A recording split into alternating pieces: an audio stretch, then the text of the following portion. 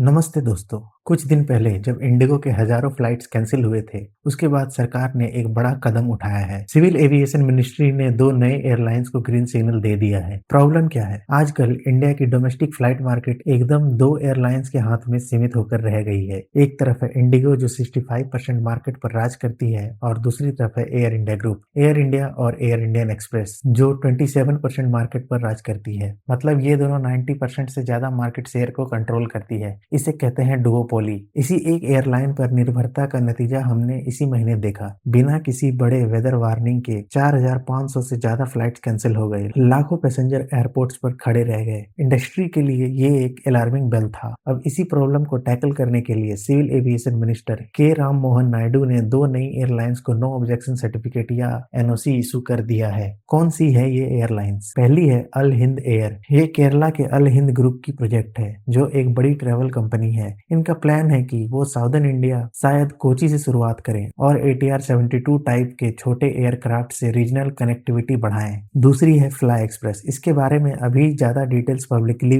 Available नहीं है, लेकिन इनको भी एनओसी मिल गई है। और एक तीसरी एयरलाइन है संक एयर जो उत्तर प्रदेश बेस्ड है, जिसको पहले ही एनओसी मिल चुका था और 2026 तक फ्लाइट शुरू होने की प्लान हो रही है। अब सवाल ये उठा है कि आम फ्लायर को इससे क्या फायदा होगा? पहला, कंपटीशन एंड फेयर्स। ज्यादा एयरलाइंस का मतलब ज्यादा कंपटीशन। कंपटीशन का मतलब एयरलाइंस को अपनी सर्विस बेहतर करनी पड़ेगी और फेयर कंपटीशन रखना पड़ेगा। लॉन्ग टर्म में इसे प्राइस पर असर पड़ सकता है। सेकंड, मोर चॉइसेस। नई एयरलाइन नई रूट्स एक्सप्लोर करेंगी, खासकर टियर 2 और टियर 3 सिटीज के लिए। उड़ान स्कीम के तहत कनेक्टिविटी और बढ़ेगी। आपके शहर में ज्यादा फ्लाइट ऑप्शंस मिल सकते हैं। तीसरा, रिड्यूस्ड मोनोपोली रिस्क। अगर एक एयरलाइन में प्रॉब्लम आई, जैसे इंडिगो के साथ आई थी, तो अब पैसेंजर्स के पास दूसरे ऑप्शन होंगे। पूरी कंट्री की ट्रेवल सिस्टम एक ही एयरलाइन पर इतनी निर्भर नहीं रहेगी। लेकिन दोस्तों, ये रास्ता आसान नहीं होगा। इंडियन एविएशन मार्केट बहुत ही चैलेंजिंग है। याद करिए जेट एयरवेज और गो फर्स्ट का क्या हाल हुआ था। High fuel cost, heavy taxes, expensive aircraft और घटिया प्रॉफिट मार्जिन का मतलब है कि नई एयरलाइंस के लिए सर्वाइवल बहुत ही मुश्किल है। उन्हें एस्टेब्लिश्ड जायंट्स जैसे इंडिगो और एयर इंडिया के साथ टक्कर लेना है, जिनके पास मासिव फ्लीट्स और लॉयल कस्टमर बेस है। एनओसी सिर्फ पहला स्टेप है। इसके बाद इन्हें डीजीसीए से एयर ऑपरेटर सर्टिफिकेट लेना होगा, जो कि एक बहुत ही स्ट्रिक्ट सेफ्टी और प्रोसेस ऑडिट है। उसके बाद ही वो उड़ान भर पाएंगे।